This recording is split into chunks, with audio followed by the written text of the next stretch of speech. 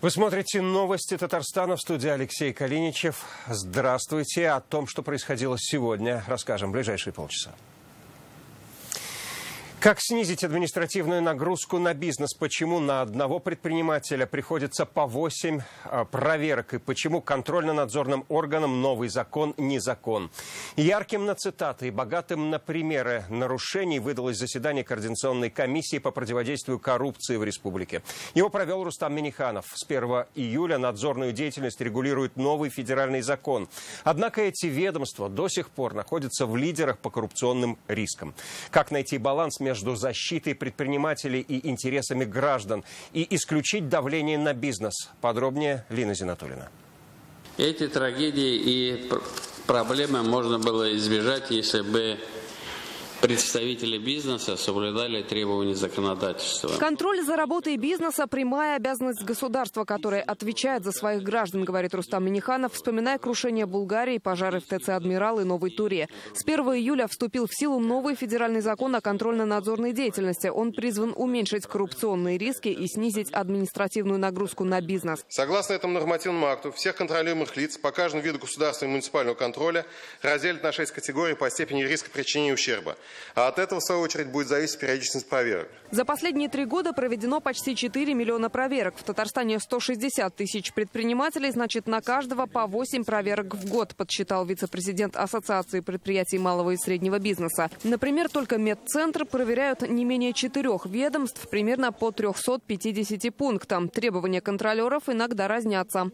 Например, по противопожарным правилам расстояние между кроватями в лечебном учреждении должно быть не менее 80 сантиметров, а по требованиям Роспотребнадзора не менее 90. Это, конечно, мелочь, но мелочь свидетельствует о несогласованности действий. Президент согласился, что нужно унифицировать требования, но отметил, сокращать количество проверок можно не везде. Есть сферы, которые требуют особого внимания: школьное питание, детские лагеря. С одной стороны, вы защищаете интересы предпринимателя. С другой стороны, население, которое получает услуги.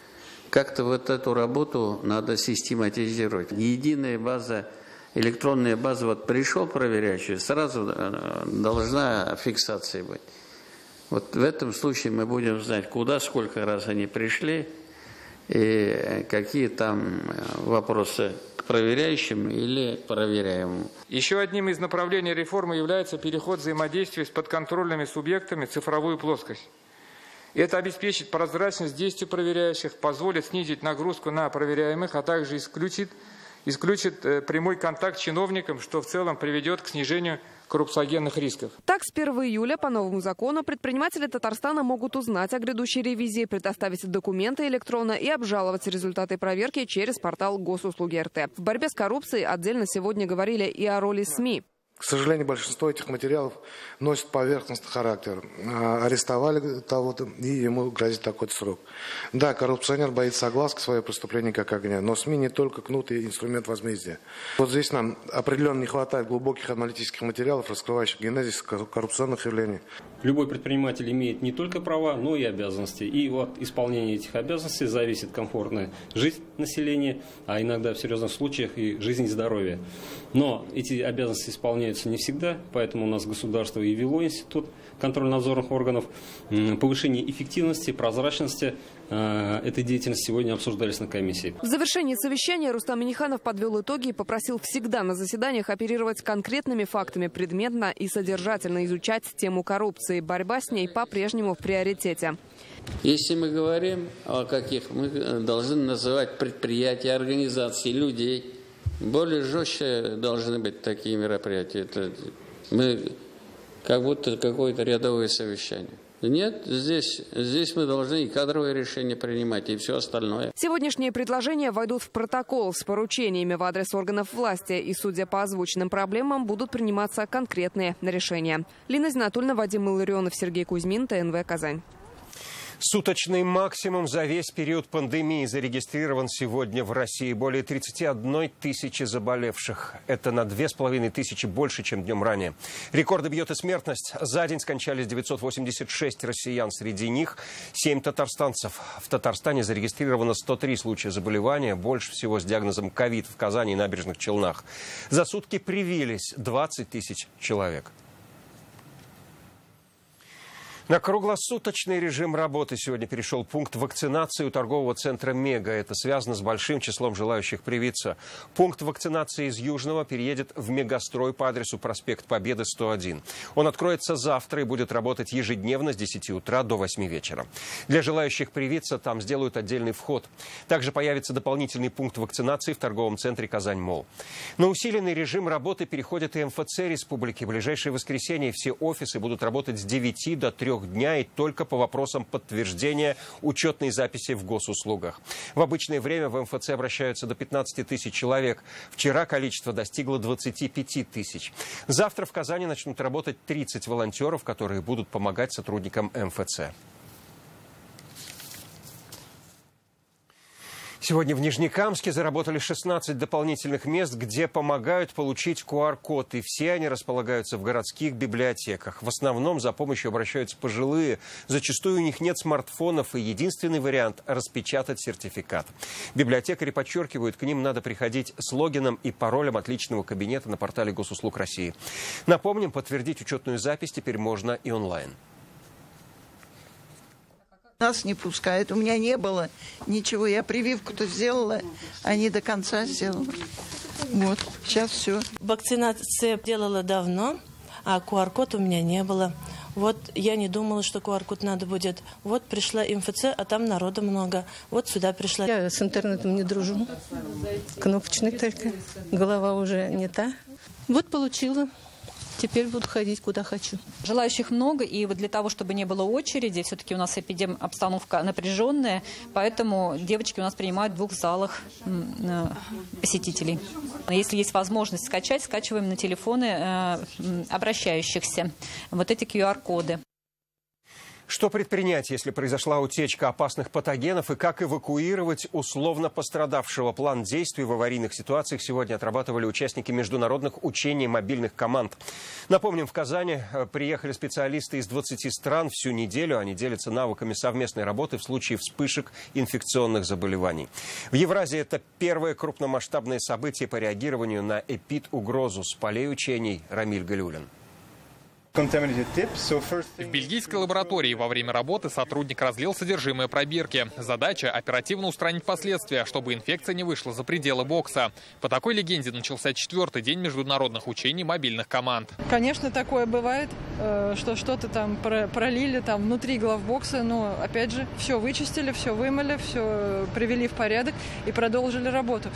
Здесь мы не считаем это такой какой-то серьезной аварией или внештатной ситуацией. Пока одна команда ликвидирует угрозу, другие наблюдают. В такой ситуации важно действовать сообща, говорят ученые. У нас тоже имеется очаги таких инфекций особо опасных 1-2 группы. И у нас имеются такие мобильные лаборатории. Вот, и мы отсюда очень взяли многое для своей дальнейшей деятельности. Организаторы отмечают, на учениях используют условный вирус. Настоящие биологические агенты мы здесь не используем на учениях. Конечно, имитаторы. Безопасные для человека и окружающей среды. Всего на площадке Казанэкспо развернуто порядка 10 мобильных комплексов разных стран. И сегодня все они демонстрируют умение работать в режиме ЧС. Учения проходят по очереди в каждом из них. Следующее задание – эвакуация пострадавшего в результате аварии при работе с патогенами. Его кладут на специальные изолирующие носилки. Внешняя оболочка прозрачная, что позволяет наблюдать за пациентом во время транспортировки. С каждой стороны есть доступ для помощи и ухода за пострадавшим. После эвакуации, согласно инструкции учений, обязательно химический душ для всех, кто контактировал с зараженным. Соревновались участники не на время, а на качество. За ходом учений следили специалисты Роспотребнадзора и Всемирной организации здравоохранения. Наблюдатели от Всемирной организации здравоохранения собирали информацию, которая поможет закончить работу над стандартами для мобильных лабораторий. И, собственно говоря, эти стандарты они будут использоваться по всему миру. Завтра последний день учений. Страны-участницы подведут итоги мирового события за круглым столом. Рамиль Галиуллин, Алмаз Зейдинов, ТНВ, Казань. Сразу несколько производственных юбилеев сегодня отметили в особой экономической зоне Алабуга. Здесь с участием Рустама Минниханова выпустили юбилейный Ford Transit 111111. Эту модель в России начали производить 10 лет назад. Тогда же появилось предприятие Solers Ford. Оно стало первым резидентом особой экономической зоны Алабуга. С какими новинками предприятие выйдет на рынок в ближайшем будущем, узнал Дмитрий Аренин. У первого президента Алабуги и юбилейные продукции с символичным числом 111 111. Как отметил Рустам Минниханов, этот первый шаг, сделанный 10 лет назад, поставил на ход весь проект особой экономической зоны. Мы благодарим вас, что на территории республики есть такая зона, особая экономическая зона Алабуга. И резидент номер один – это вы. И благодаря вашему успешному проекту наш проект сегодня самый лучший в нашей стране. Сейчас на Solers Ford трудится более 1000 сотрудников, работает огромное количество роботов. С 2019 года производство автомобилей Ford Transit увеличилось более чем на 50%. В этом году продано более 14 тысяч автомобилей. Как отмечают на заводе, для бизнеса в республике созданы все условия. Самое главное, мы знаем, что будет завтра. А завтра будут большие проекты, которые будут реализованы здесь. Поэтому, пользуясь этой возможностью, я хотел бы от всего сердца поблагодарить Рустам Ильич, вас и всю вашу команду за поддержку на территории Республики Татарстан. Только, наверное, на этой земле появляются силы, энергия двигаться вперед. Сейчас предприятие выпускает более 170 различных модификаций автомобилей. Сейчас Ford Transit в России имеет широкое применение. Это и пассажирские перевозки, транспортировка почты, автолавки и даже появились мобильные офисы. И сегодня в Алабуге на базе автомобилей Ford Transit открыли первый в России производство стеночной панели для фургонов по новой технологии. Благодаря ей вес машины станет меньше, а грузоподъемность больше. Данная технология нам позволяет использовать более полезную грузоподъемность автомобиля, и мы выигрываем до 200 килограмм полезной массы. И сегодня здесь открылся дилерский центр, и компания подписала соглашение с инженерным колледжем Алабуга Политекс для целевой подготовки кадров. Дмитрий Аренин, Игорь Романов, ТНВ, Алабуга. Завтра в стране стартует всероссийская перепись населения. Жителям предстоит ответить на 33 вопроса. Помимо традиционных имени, пола и места проживания появились графы, связанные с образованием и доходами. О том, как пройдет перепись, сегодня говорили эксперты в Общественной палате республики. Их выслушал Рамиль Шайгалюлин. Наша встреча продиктована предстоящим государственной важности события. Всероссийская перепись населения уже на низком старте. Впервые большой опрос проходит в цифровом формате. Вместо бумажных бланков – планшеты. В Татарстане в переписи задействуют больше 8 тысяч человек. Из них 7 тысяч переписчики. Всем выдали экипировку. Прежде всего, переписчик должен при себе иметь вот такое удостоверение, которое действительно только при предоставлении паспорта. Ну а ко всему прочему, среди других атрибутов должна быть вот такая синяя жилетка, шарф, синяя сумка и даже фонарик. Гражданам зададут 33 вопроса, еще 7 для иностранцев. Спросят в том числе про языковую и национальную принадлежность. Все полученные данные будут обезличены. На все вопросы переписного листа мы записываем ответы по самоопределению наших жителей. Мы запишем ответы ровно так, как вы их назовете нам. Переписчики не вправе оказывать давление на жителей. От нашего расположения, от нашей точности, от того, как мы к этому ответственно отнесемся, сформируется реальная картина того, сколько нас, кто мы, какое семейное положение. Ходить по квартирам в республике переписчики начнут с понедельника. Завтра ответить на вопросы можно самостоятельно в МФЦ. Там, кто с цифровыми технологиями пока на «вы», занести данные помогут волонтеры. Еще один вариант – заполнить анкету на сайте госуслуг. Если жители захотят поменять свой ответ, у них будет такая возможность. Если у вас будут большие сомнения, в крайней необходимости вы сможете еще раз прийти на стационарный участок и пройти перепись. Если вас сильно тревожит, как записал вас переписчик, у вас есть сомнения, или вы все-таки сами приняли решение, что на какой-то вопрос вы дали неточный ответ. У вас будет возможность до окончания переписи не этот же переписной лист, а по-новому оформиться. Татарстанцы могут позвонить на бесплатную федеральную горячую линию. Звонки принимаются до окончания переписной кампании 14 ноября. Есть и телефон юридической консультации Всемирного конгресса татар. Здесь каждое обращение рассмотрят с точки зрения права. Звонки принимаются со всей России. Рамиль Галиуллин, Владимир Гурьянов, ТНВ, Казань.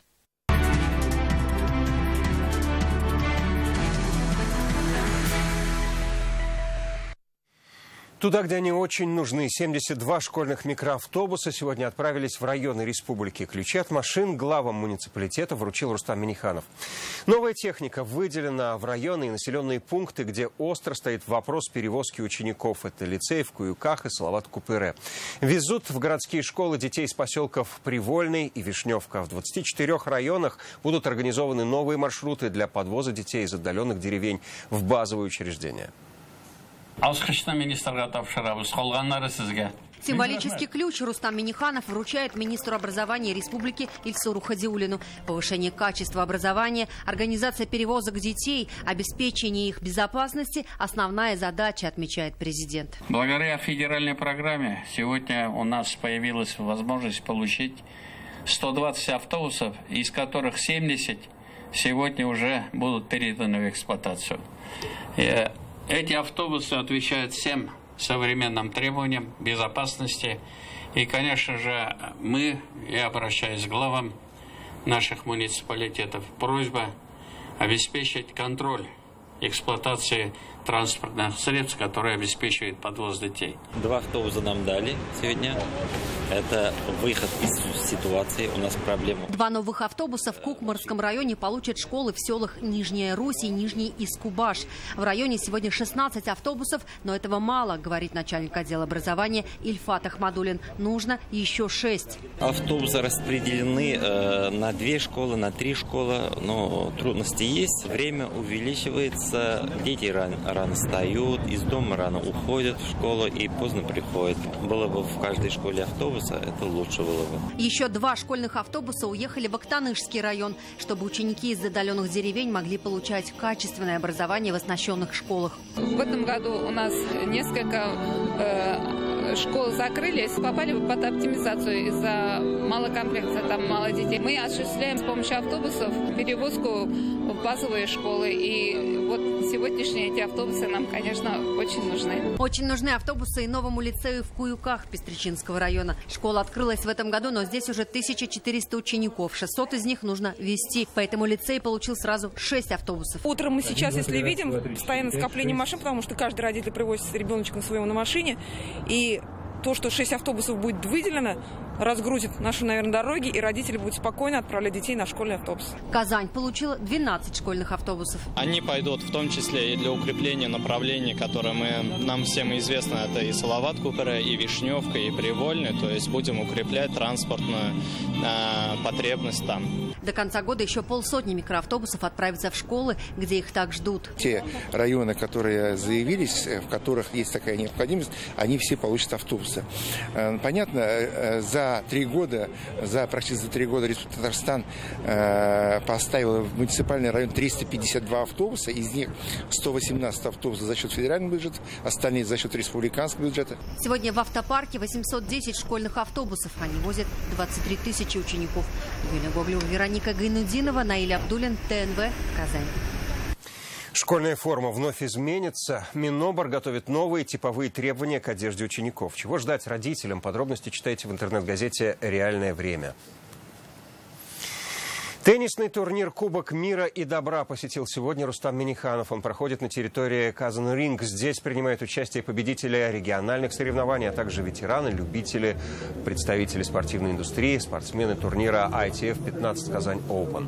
Также пройдет сессия о развитии теннисной индустрии в России. Президент положительно оценил инициативу проведения подобных спортивных мероприятий, которые дают хороший пример подрастающему поколению.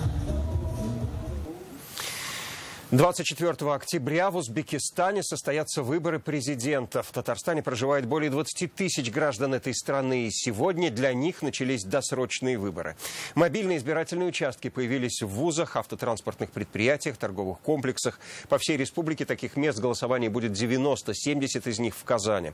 По районам до 20 октября будут колесить мобильные избирательные пункты. Как началось голосование, увидел Рамиль Шайдуллин. Пока прогревается кабина, есть 5 минут сделать свой выбор. Сегодня Атавик Миразизов выбирает президента своей страны. Мужчина из Узбекистана работает водителем автобуса в Казани. Сегодня прямо на работе. Избирательный участок. Чтобы в дальнейшем народу было, что народ хочет, то и президентом совместно так делать все. Вот для этого надо выбирать. Граждан Узбекистана во втором ПТП Казани более 150 человек. Каждый пришел отдать свой голос перед выездом на маршрут. Всегда будет выбор. Я понимаю, я должен. Сегодня наш участок работает с 4 часов утра до 6 утра. Сегодня ожидается именно голосующих количество 145. И на сегодняшний момент половина из этого списка проголосовали. В 8 утра избирательные участки открылись и в Набережных Челнах. Здесь проживают более 1000 граждан Узбекистана. Возможность проголосовать есть для каждого. Сегодня потому, что я в России работаю, поэтому пришел. Я постоянно участвую, где в Узбекистане, у нас родине, да? Потому что мы свой выбор должен делать, надо, кому мы выбираем, кому мы доверяем. За это сегодня пораньше приехали. Пораньше в этот раз организованы и сами выборы. Если в Узбекистане они пройдут 24 октября, то в Татарстане уже сегодня. В соответствии с избирательным кодексом проводится досрочное голосование. Досрочное голосование у нас это сегодня первый день началось, и оно будет продолжаться до 20 октября. Голосуют сегодня и студенты. Очередной избирательный участок разбит на базе КАИ. Ожидается, что свой голос сегодня здесь отдадут 106 человек. На все про все 3 часа. Сделал выбор, пошел на пары. Воспользовался возможностью и студент Даниил Ташлыков. Именно в Казани он впервые выбирает президента своей республики. Я считаю, что все условия созданы, все удобно и можно спокойно голосовать, не находясь на территории Узбекистана. Впервые за пределами Узбекистана президента выбирает и сотрудник института Умиджон Рауфов. Очень хорошо и для студентов, и для нас, сотрудников. Мы не имели возможности в Узбекистане проголосовать. Мы здесь, и мы тут проголосовали. В Татарстане больше 20 тысяч узбеков. Для их выборов в республике определены больше 75 мест. Кроме этого, работают и выездные избирательные комиссии. Рамиль Шайдуллин, Алмаз Единов, Владимир Гурьянов, ТНВ, Набережные Челны, Казань. Сегодня законопроект о бюджете на 2022 год рассмотрел Комитет Госсовета по соцполитике. Доля расходов на социальные вопросы составляет порядка 80%. На здравоохранение планируется направить почти 31 миллиард рублей. В числе предложений увеличить финансирование на лекарства для граждан с редкими заболеваниями. Также предусмотреть деньги для реабилитации татарстанцев, перенесших ковид. Фракция КПРФ в Госсовете Татарстана внесла в проект бюджета республики более 40 предложений. Об этом сегодня на пресс-конференции журналистам сообщили депутаты. Предложения касаются социальной поддержки, культуры, образования, здравоохранения. По словам руководителя фракции Хафиза Миргалимова, в прошлые годы предложения КПРФ учитывались при формировании финансового документа. Мы не можем не констатировать о том, что в условиях финансовой, экономической, международной кризиса принимать бюджет только выживание, мы не можем согласиться. Возможности есть, бюджет должен быть бюджет, как говорится, развития. У татарстанцев ухудшается зрение. Среди наиболее распространенных нарушений – это снижение остроты зрения, катаракта и глаукома. Близорукость ставят уже 5-летним малышам. Причиной офтальмологи называют увлечение гаджетами. Специалисты рекомендуют регулярно проходить профилактический осмотр, чтобы в случае возникновения болезни обнаружить ее на ранних стадиях. Актуальный вопрос – влияет ли коронавирус на зрение? Однозначного ответа у офтальмологов нет. Но если пациент почувствовал после ковидной инфекции изменения в глазах, в зрении, то, конечно же, нужно обратиться к офтальмологу. Потому что, возможно, это просто совпадение. Просто настало время для того, чтобы появилась данная патология. Лучше ее узнать, поставить диагноз и своевременно назначить лечение. В Нижнекамске сегодня новоселье. Ключи от квартир в соципотечном доме получили бюджетники, молодые семьи и работники группы компании «Татнефть». В 10-этажке 169 квартир. Все они сдаются в чистовой отделке с сантехникой и газовыми плитами.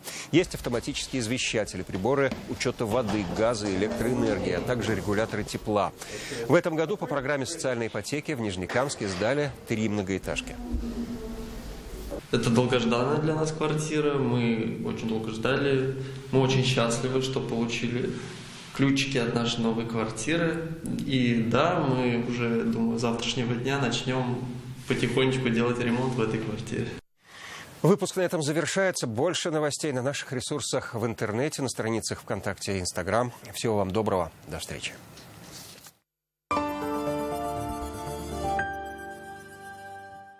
Какой опасный момент! Коллекторы вышли на след и вот-вот начнут преследовать жертву. Но Банкрот-центр поможет списать долги, защитит вас и вашу семью. Записывайтесь на бесплатную консультацию. Гинекология здоровья семьи – это забота о женском здоровье с детских лет. Опытные гинекологи-эксперты, все виды диагностики и лечения, хирургические операции. Телефон в Казани 204 2 700. Обещали, привезли. В автоцентре РРТ на Чуйкова огромное поступление автомобилей Nissan. Более 180 Nissan в наличии с ПТС 212 30 10. Ноги прочь! Мы же все пропустим! Куда ты нас тащишь? Теперь у нас и здесь телевизор. Подключите второй телевизор по минимальной цене и смотрите те же каналы, что и на первом. Рекомендация опытных телезрителей. Смотри, не переплачивай! Кадерлі достар, мен Насреддинов Рустам, Cherry Luidor автомобильләр салонының менеджеры булып эшлим. Сезнең игътибарыгызга Cherry Tiggo 4 бик яхшы, сыйфатлы, тулысы белән чит илдә эшләнгән шәһәр кроссоверын тәкъдим итәм. Бу комплектацияле ачкычсыз куллану мөмкинлеге булган автомобиль. 19 сантиметрлы клиренс һәм 5 еллык гарантия белән кроссоверны нибары 1 миллион 129 мең сумга сатып алып була. 31 октябрьгә кадәр сатып алучыларга миннән бүләкләр. Сезне ТНВ коды белән Казан шәһәре, Ярослав Гашек урамы 7-нче айырт адресы буенча көтәбез. Шубный фестиваль в Казани. Огромный выбор шуб, честная рассрочка, выгодный обмен старой шубы на новую. С 12 по 24 октября. Казанская ярмарка. Выгодные предложения в находке. Сыр голландский 1 килограмм 399 рублей. Колбаса московская Мираторг 199. Конфеты пухлый кролик маршмеллоу 600 грамм 139. До встречи за покупками. Срок акции по 17 октября 2021 года. Подробности у продавцов.